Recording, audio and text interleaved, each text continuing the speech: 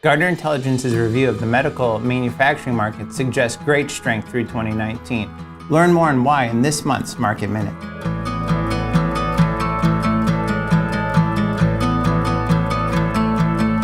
Looking at capital expenditures, we saw CapEx growth of 2.8% in the first quarter of 2018, and then we saw a growth of 3.7% in the second quarter.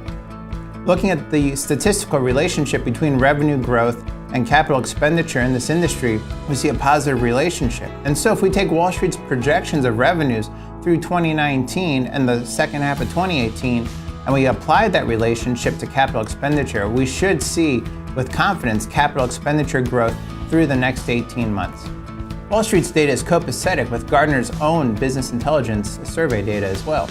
What we see in our data is that new orders and production are doing very well. We are also seeing a duration record in backlog growth of nearly 18 months of consecutive backlog increases. So when we look at our data, we see that any type of volatility in new orders could be smoothed out through this large backlog that is being reported among medical manufacturers. It suggests that the industry, when we look at it from multiple perspectives, is doing very strong and should be expected to do well through 2019.